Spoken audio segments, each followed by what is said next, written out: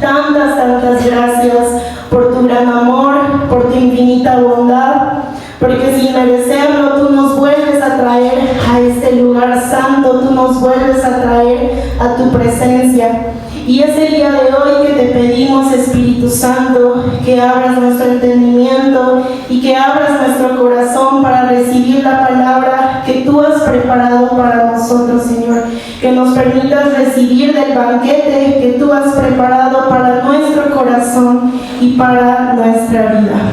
En el nombre poderoso de Cristo Jesús. Amén y amén.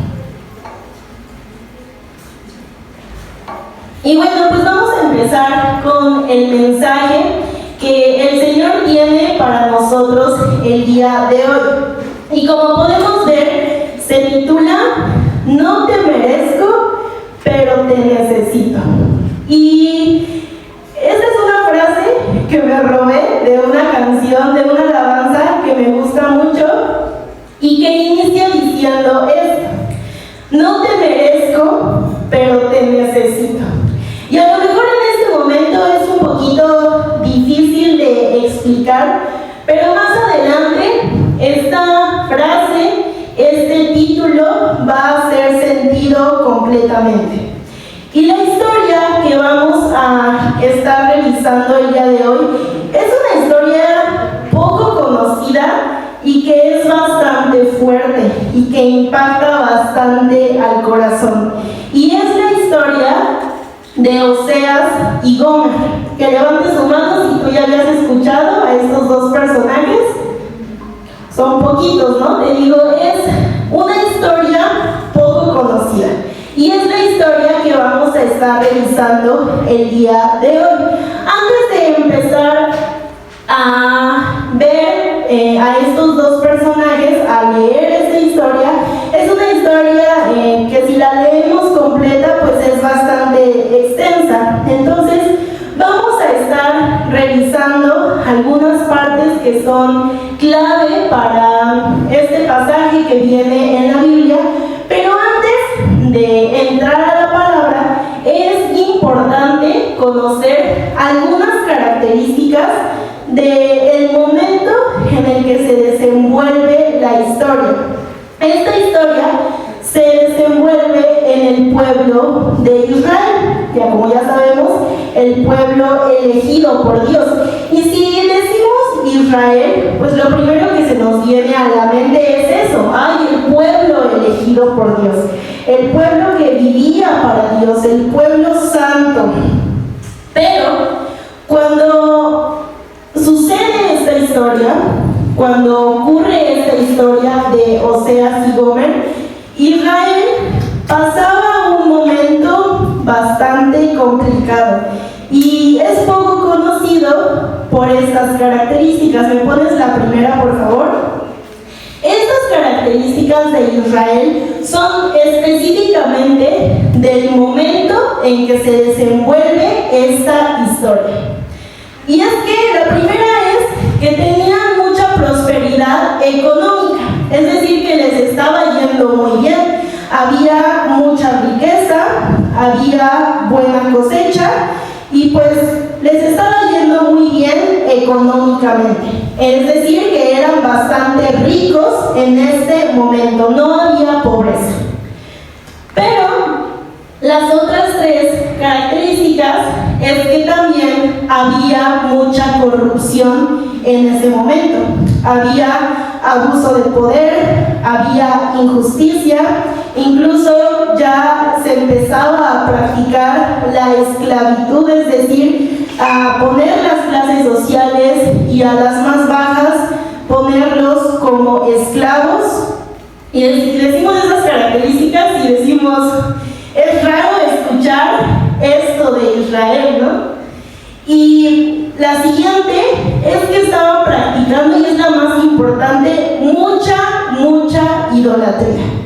¿Cómo el pueblo elegido por Dios estaba practicando idolatría? Pues sí, en este momento en que se desenvuelve la historia, el pueblo de Israel estaba practicando mucha idolatría. idolatría. Y más adelante mencionan específicamente un nombre que es Baal, que es un dios, y es principalmente al dios al que le estaban rindiendo más adoración, más idolatría. Y la última es que eran falsos. ¿Por qué? Porque aparentemente sí seguían comportándose como el pueblo elegido. Es decir, aquí como en la iglesia, ¿no? Seguían teniendo sus reuniones, seguían teniendo sus momentos de oración, de alabanza, de adoración, pero en su vida diaria, en su vida cotidiana, estaba todo lo demás. Estaba la corrupción, estaba la falsedad, estaba la injusticia.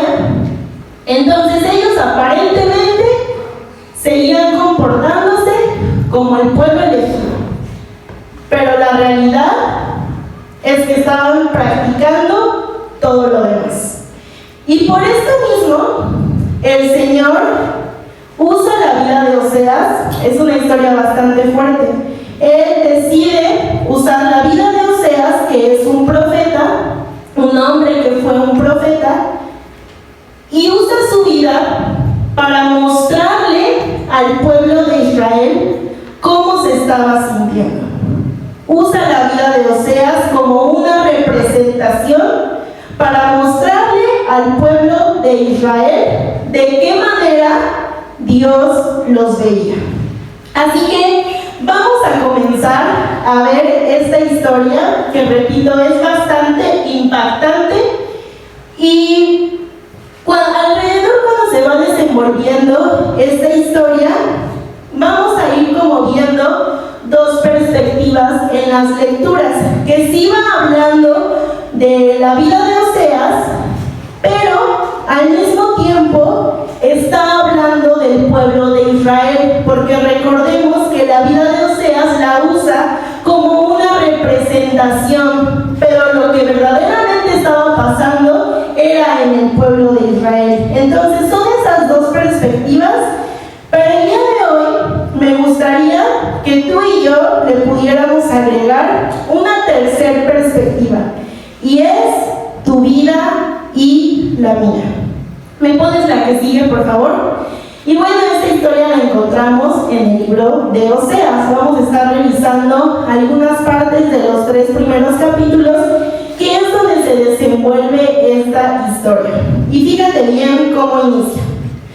Cuando el Señor le habló por primera vez a Israel por medio de Oseas, le dijo al profeta: ve y cásate con una prostituta, de modo que algunos de los hijos de ella sean concebidos en prostitución.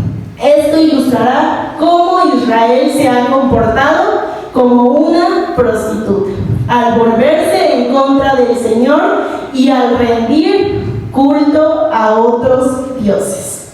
Y pues inicia bastante fuerte esta palabra. Y aquí nos podemos dar cuenta de cómo va haciendo la comparativa de las dos perspectivas, de la vida de Oseas y del pueblo de Israel. Entonces, ¿qué es lo primero que pasa? Dios le da la instrucción al profeta Oseas, que dice: ve y cásate con una prostituta, de modo que algunos de los hijos de ella sean concebidos en prostitución. Entonces, imagínate qué fuerte instrucción le da primeramente a este profeta. Le dice: ve y cásate con una prostituta. Y luego, ¿qué dice? De algún modo que los hijos de ella sean concebidos en prostitución. ¿Qué nos está queriendo decir? Que Dios le estaba diciendo a Oseas que al casarse con ella, tiempo después, al decir que ella iba a tener hijos por medio de la prostitución, pues le estaba diciendo a Oseas que ella le iba a ser infiel, que ella lo iba a engañar. Y Oseas estaba consciente de eso, de con quién se estaba casando y que esa mujer le iba a ser infiel. Y bueno, primeramente, Oseas hace un pacto con esta mujer. ¿Cuál es? El matrimonio, ¿no? Porque le pide Dios que se case con ella, así como Israel tenía un pacto con Dios, que era que el Señor iba a ser su Dios y ellos iban a ser su pueblo, que ellos iban a vivir para Él. Y aquí nos podemos dar cuenta que el Señor comienza a cumplir las dos perspectivas. ¿Por qué? Porque Él le dice que esta mujer le va a ser infiel, así como el pueblo de Israel le estaba siendo infiel al Señor. Y yo te decía hace un momento que tú y yo pudiéramos agregar una tercera perspectiva. ¿Cómo podemos ver esta situación en nuestra vida? ¿Tú has hecho un pacto con el Señor? ¿Tú ya has hecho un pacto de decirle, Señor, yo quiero vivir para ti? Señor, yo quiero que tú cumplas esto en mi vida. O quizás, Señor, yo te prometo que no vuelvo a hacer esto. Señor, yo te prometo que no vuelvo a caer en esta situación.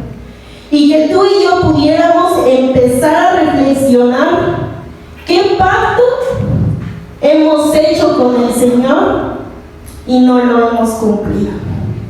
¿Qué promesa le hemos hecho al Señor y no la hemos llevado a cabo? La que sigue, por favor. Y fíjate bien, aquí están estos 3 versículos donde se cumple lo que el Señor le dijo a Oseas que iba a pasar. Fíjate bien lo que dice en Oseas 1:3. Así que Oseas se casó con Gomer, hija de Diblaim. Ella quedó embarazada y escucha bien cómo dice aquí, y le dio un hijo.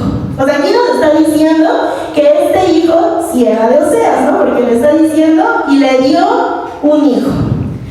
Pero luego en Oseas 1:6a dice, al poco tiempo Gomer quedó embarazada otra vez y solo dice, y dio a luz una niña.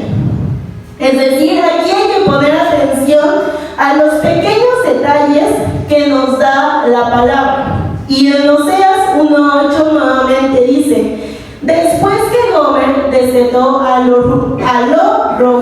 Ruhama, ella es la segunda hija, la niña que tuvo anteriormente. Quedó nuevamente embarazada y dice otra vez, y dio a luz un segundo hijo.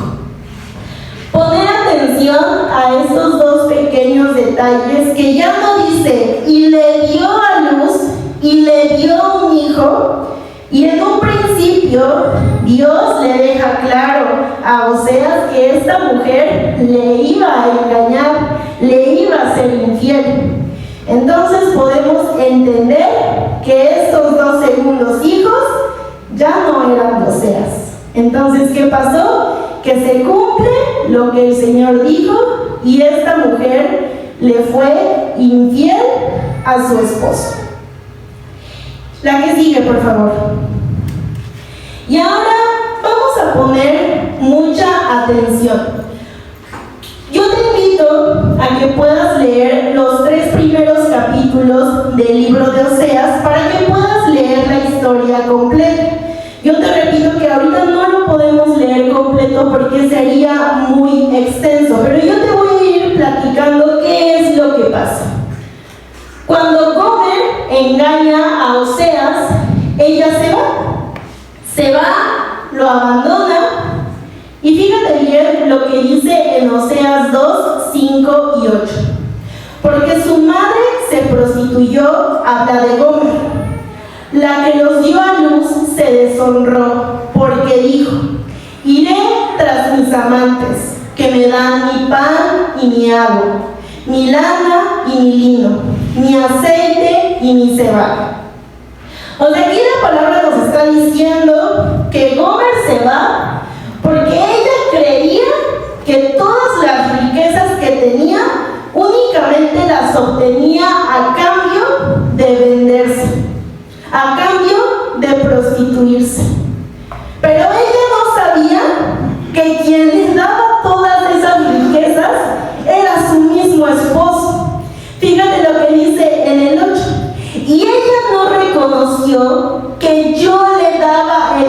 trigo, el vino y el aceite, y que le multipliqué la plata y el oro que ofrecían a Baal.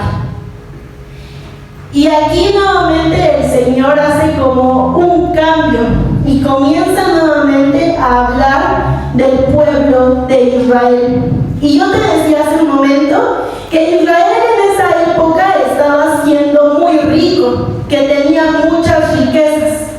Pero ¿qué pasaba?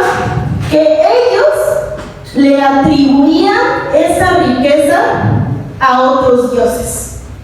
Ellos creían que la riqueza que tenían era por rendir culto a otros dioses. Imagínate, y aún cuando estaban practicando idolatría, aún cuando estaban practicando corrupción, aún cuando estaban practicando falsedad, el Señor los seguía llenando de riqueza. Y es nuevamente donde me gustaría que pasáramos a la tercera perspectiva.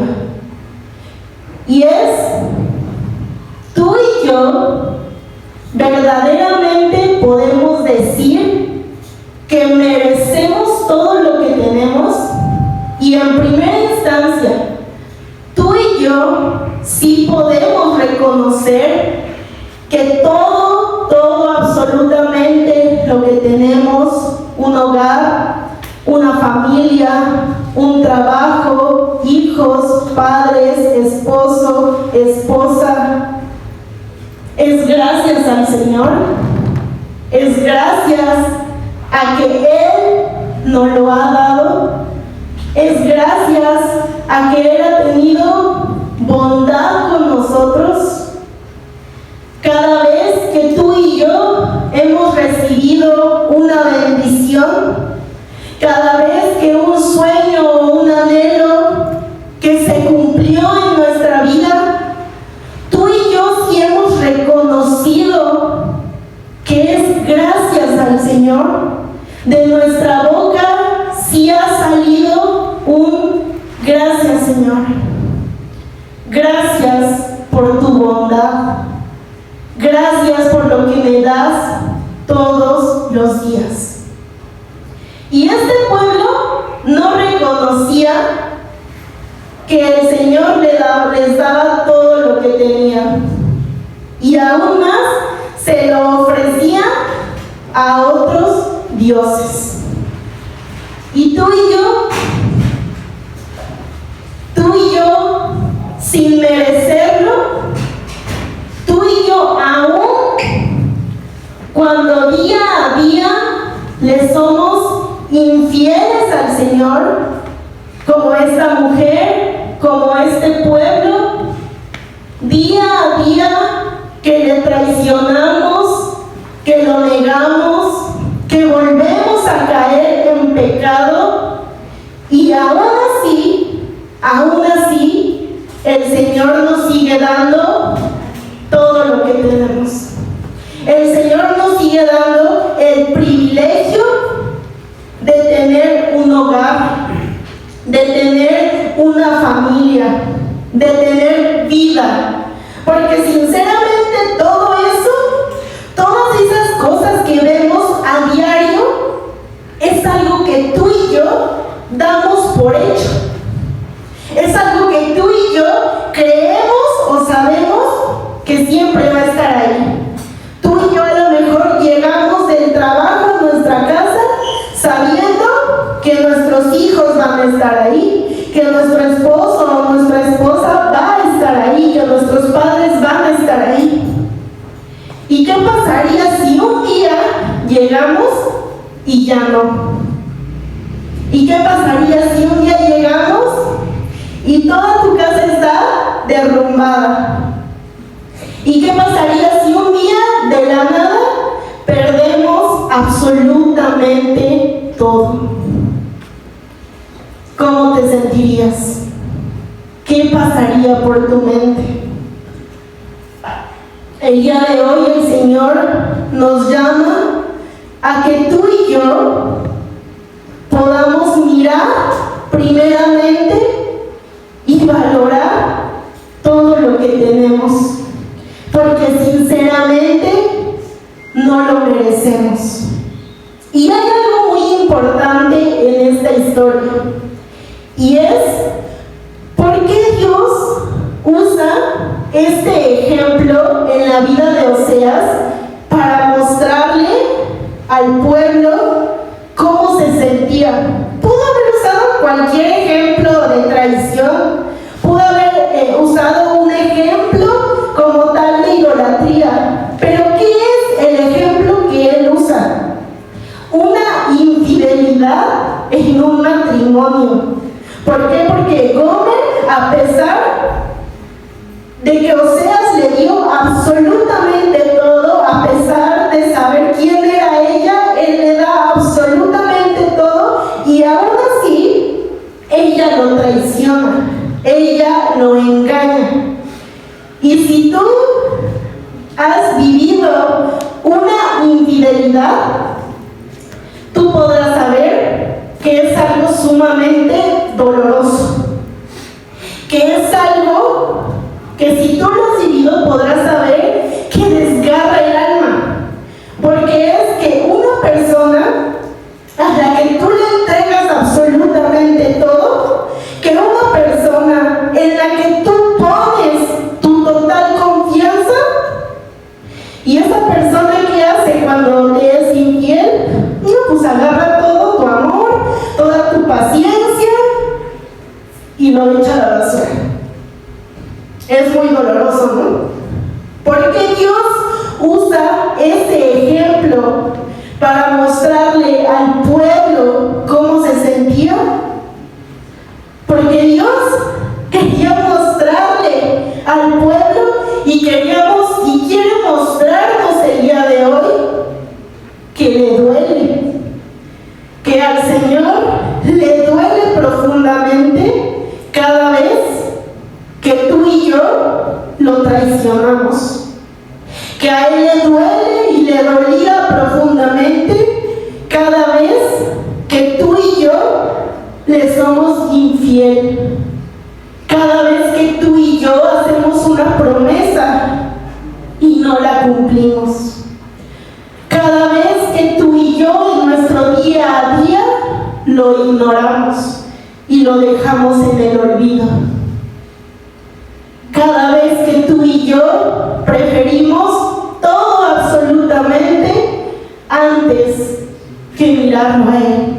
Y por eso yo te decía, si tú has vivido una traición, una infidelidad, podrás saber cuán doloroso es.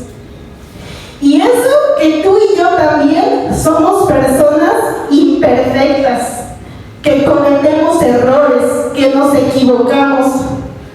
Ahora imagínate traicionar y fallarle a alguien que a ti jamás te ha traicionado. Traicionar y fallarle a alguien que nos lo ha dado todo, a pesar de que no lo merecemos. Traicionar y fallarle a alguien que a pesar de que tú y yo sí lo traicionamos, Él a nosotros jamás nos va a traicionar, jamás nos va a fallar. Te puedes imaginar cómo se encontraba y cómo se encuentra el corazón de Dios en esos momentos de saber que Él les daba todo, que Él los llenaba de riqueza y que a ellos le rendían culto a otros dioses y a Él lo tenían en el olvido. Vamos a ver qué pasa con esta historia. Entonces quedamos que Gomer, esta mujer que nos representa a ti y a mí, se va porque ella creía que solamente vendiéndose iba a conseguir toda esa riqueza que su marido era quien le daba. La que sigue, por favor. Y fíjate bien, esta parte es bastante fuerte, pero vamos a escuchar qué dice. Sin embargo, ahora le quitaré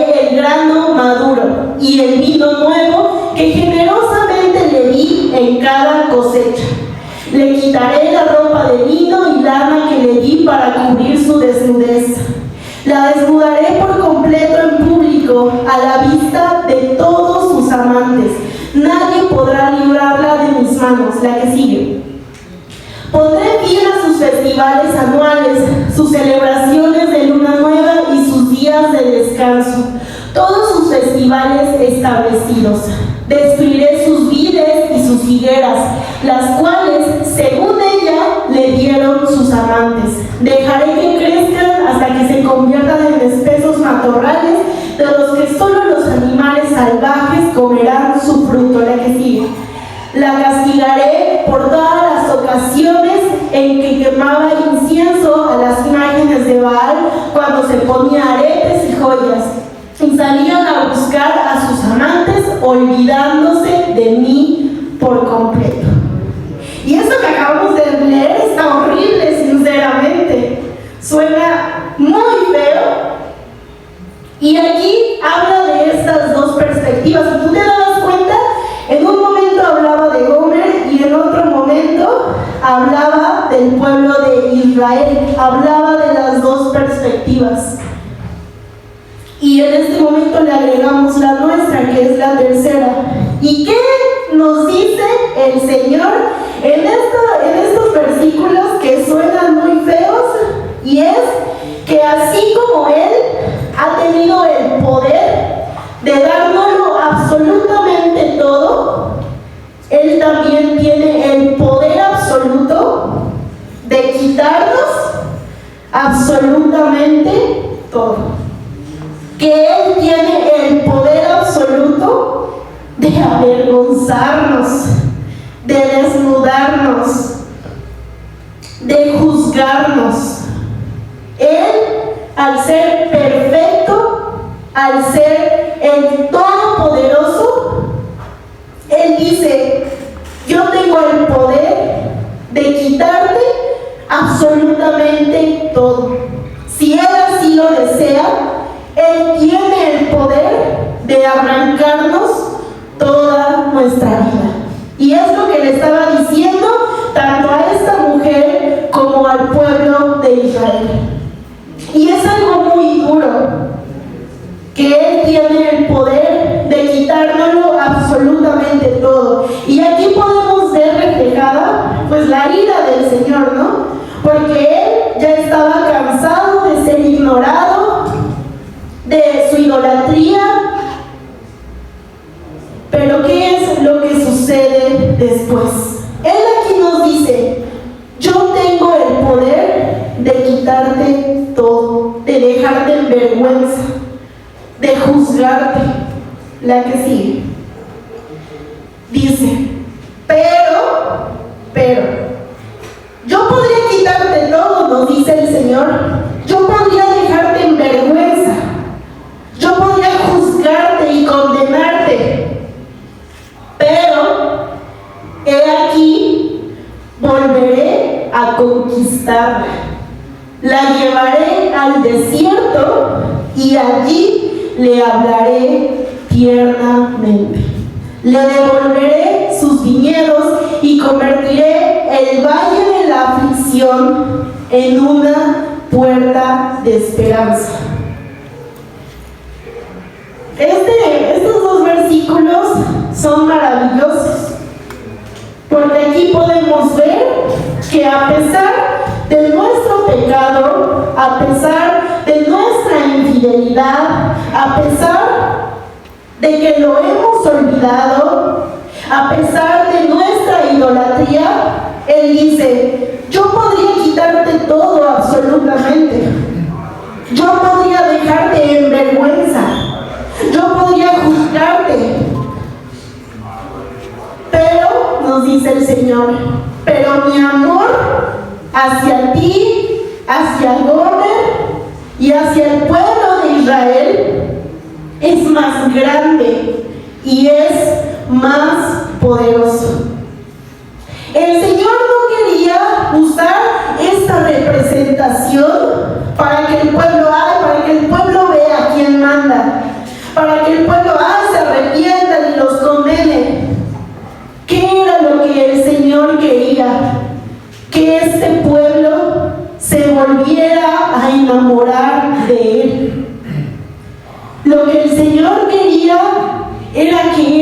pueblo nuevamente pusiera su mirada en él. Y fíjate bien lo que dice: pero he aquí, volveré a conquistarla. El Señor el día de hoy no quiere condenarte, no quiere avergonzarte, no quiere castigarte por todo el mal que has hecho, aunque sinceramente sí lo merecemos. Lo que Él verdaderamente quiere para tu vida el día de hoy es volver a conquistarte. Que si el día de hoy tú has apartado la mirada de Él, que si el día de hoy tú has apartado los ojos de Él, que si el día de hoy tú te has olvidado de su profundo amor, que si el día de hoy tú y yo vivimos día a día sin ver todo lo que Él nos da, si tú y yo vivimos desconectados completamente de la presencia del Señor, ¿qué es lo que Él quiere para tu vida? Volver a conquistarte. Y dice: la llevaré al desierto y allí le hablaré tiernamente. Y el desierto se interpreta como un lugar de escasez, como un lugar donde no hay nada, donde es difícil sobrevivir. Pero el Señor el día de hoy nos dice que si es necesario llevarnos al desierto, a un tiempo de escasez, a un tiempo de dolor, pero si solo así lo vamos a volver a mirar, si solo así vamos a poner nuestro corazón en Él nuevamente, así será. Y el día de hoy, si tú quizás vienes atravesando una circunstancia complicada, una situación de dolor, de aflicción, quizás es el Señor diciéndote: mírame, aquí estoy. En ese momento donde no hay absolutamente nada, lo único que nos queda, el único lugar al que nos queda correr, es a Él, es a su presencia. Y por eso Él decía: te voy a quitar absolutamente todo. No porque quiera verte sufrir, no porque me vaya a llenar de satisfacción ver cómo sufres, sino porque quiero que sea en este momento en que pueda volver a conquistarte. Porque el Señor no quiere una relación falsa. El Señor no quiere una relación superficial. Lo que Él quiere es que tú verdaderamente estés enamorado completamente de Él. Que todos los días de tu vida tú y yo podamos reconocer que todo es gracias a Él. Que tú y yo todos los días de nuestra vida podamos vivir sabiendo que todo lo que hacemos es para Él. Y en esta parte, cuando menciona, recordemos que habla de esta mujer y también habla del pueblo de Israel. En este momento, esta mujer ya se había ido. Gomer ya se había ido en busca de sus amantes, así como el pueblo de Israel ya se había olvidado completamente del Señor. Y fíjate bien qué es lo que pasa. Si nosotros nos ponemos a reflexionar en un pensamiento humano, en algo que probablemente tú y yo podríamos hacer, esta mujer lo engañó, tuvo hijos que ni eran de su esposo, Y aún así se fue creyendo que toda su riqueza era solo entregándose a sus amantes. ¿Cuál hubiera sido el pensamiento humano? No, pues que Oseas ya le hubiera dejado que se fuera, ya le hubiera dejado que ahí resolviera su vida como pudiera. Pero ¿qué es lo que sucede? La que sigue, por favor. Entonces el Señor le dice a Oseas: ve y ama otra vez a tu esposa, aun cuando ella comete adulterio con un amante. Esto ilustrará que el Señor aún ama a Israel, aunque se haya vuelto a otros dioses y le encante adorarlos. Y el día de hoy podrá parecer algo tan ilógico, tan fuera de lo común, pero el amor del Señor es así, algo que no se puede comprender, algo que no se puede entender el por qué. Y yo te decía, el pueblo de Israel estaba viviendo completamente en falsedad, en corrupción. Y el Señor, aún así, a través de esta historia, a través de esta representación, y a pesar de que Él estaba completamente herido por la traición de su pueblo elegido, Él dice: el Señor aún ama a Israel. Y el día de hoy tú podrías cambiar este Israel por tu nombre.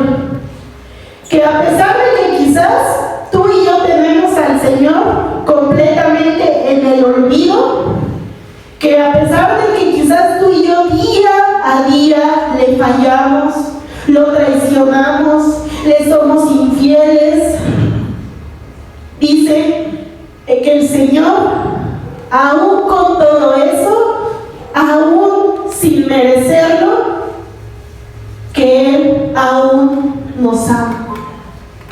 Que a pesar de nuestro pecado, a pesar de nuestra iniquidad, a pesar del dolor que le hemos causado al Señor, Él dice que aún nos ama.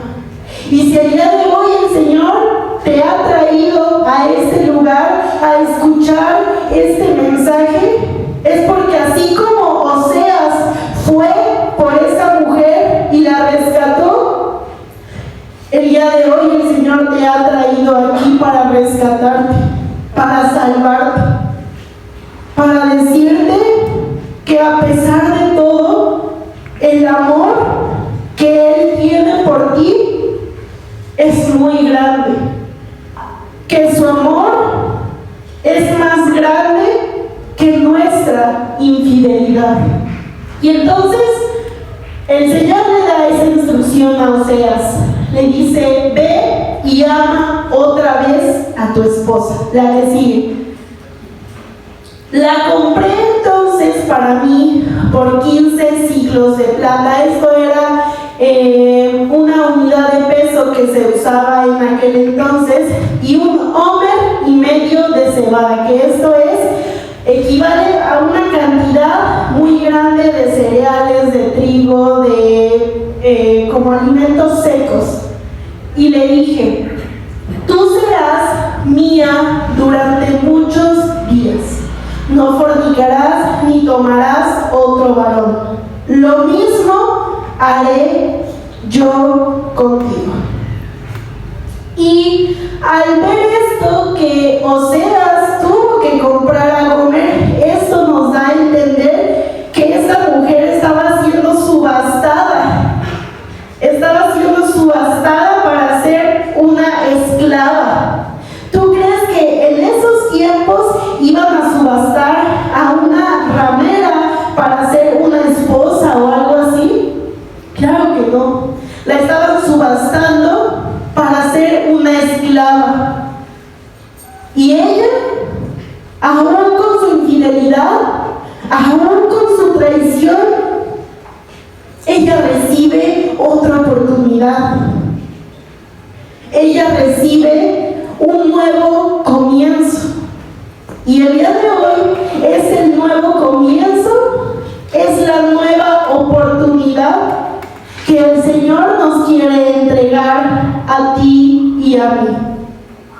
Y luego dice, y le dije, tú serás mía durante muchos días, no fornicarás ni tomarás otro varón, lo mismo haré yo contigo.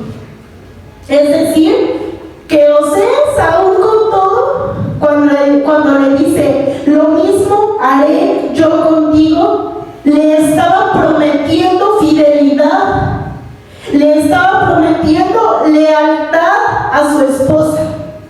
Es decir, que aún con toda la traición, el Señor le estaba prometiendo fidelidad y lealtad a su pueblo.